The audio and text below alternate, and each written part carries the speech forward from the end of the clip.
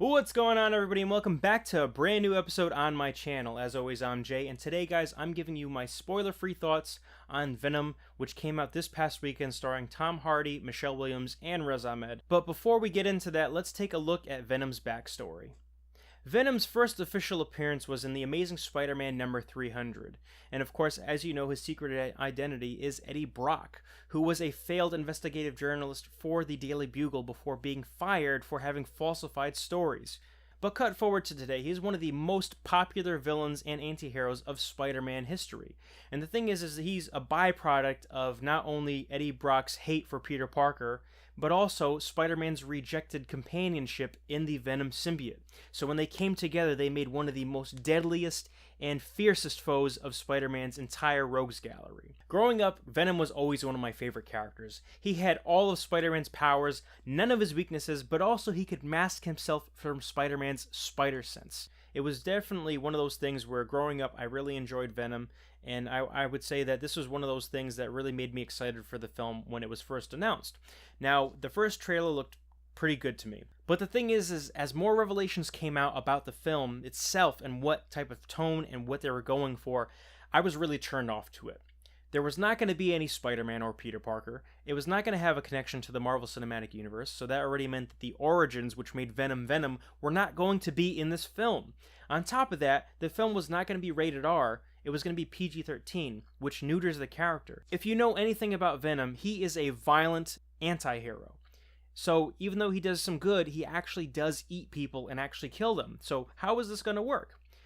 But even more so, I just felt like, what are they going to do with this? What are they going to do with it not being true to the origins? How are they going to make this work? Sure, Tom Hardy is a great actor, and I really like him in a lot of films, but I don't know if he can carry this film. I had seen it this past weekend with some friends. Two of them hated the movie. Three of them, they really didn't care for it. And actually, my friend Mitch even said, he's like, this movie was so bad, it's good.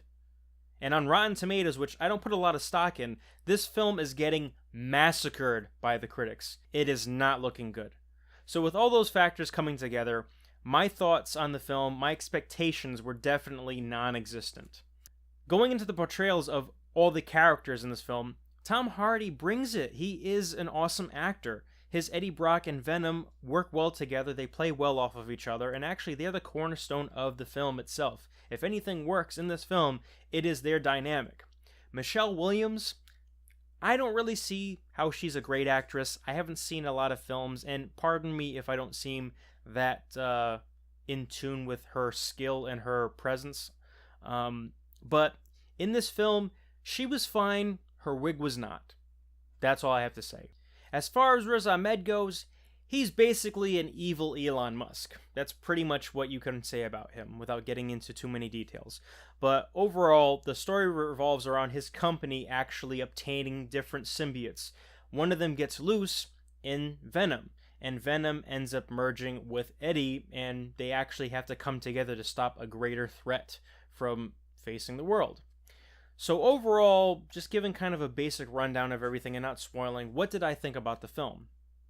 Taking into account all of the negatives that I had mentioned and all the things that had really lowered my expectation, I think this film was actually pretty solid.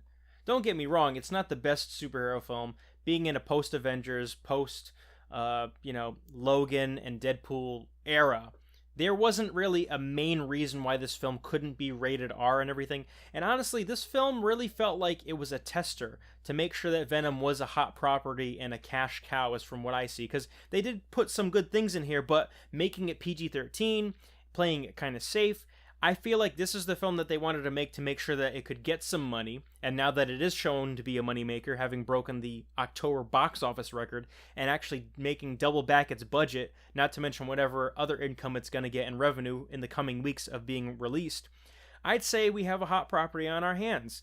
Not to mention the fact that Tom Hardy had signed on to do a trilogy.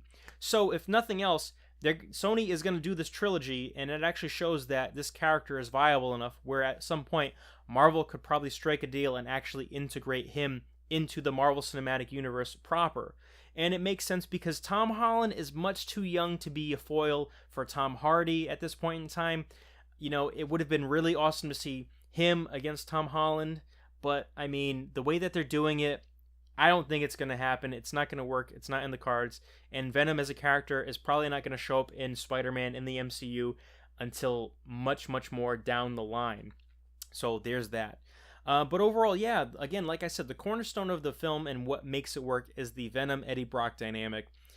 Tom Hardy plays Eddie Brock very well, and I think that that really is what makes this film kind of shine in little moments. You can tell he's having fun with the role. It's not by any means his best role, but it works, and you can tell that he's having fun, like I said, and it feels pretty good to me.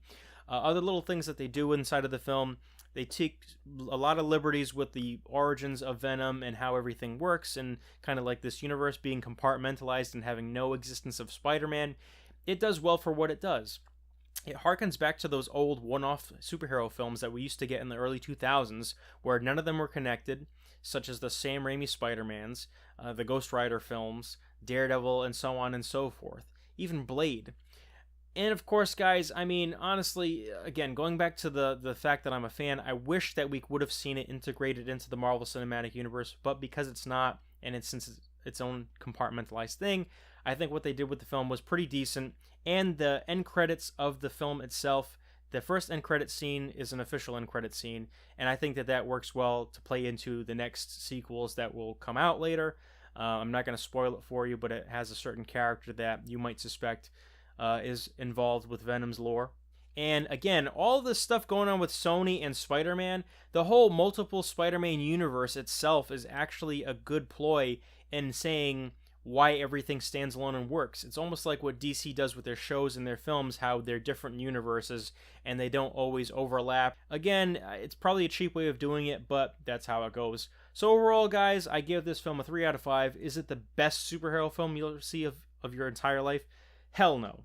But if you guys are a little leery about seeing it, if your theater does half-price movie tickets on Tuesdays, definitely go and see it then. But if you're a fan of Venom, comics, Marvel movies, Tom Hardy, or any of that stuff, you've probably thought about seeing it, so trust me, just go on and see it.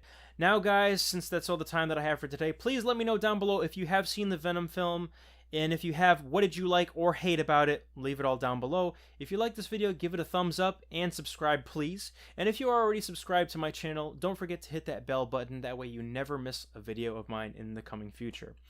As always, guys, thanks for watching, and thank you for making this my 100th official video. I know, generally speaking, I know I've made more than 100 videos, but because I had to delete some of them for one reason or another, this is now my official 100th video, so I do want to thank you guys so much for your support, and yeah, I don't know what's to come in the future. Hopefully more videos and more subscribers and more content and yada yada yada. But anyway, guys, thank you so much. As always, I'm Jay. Take care. Bye.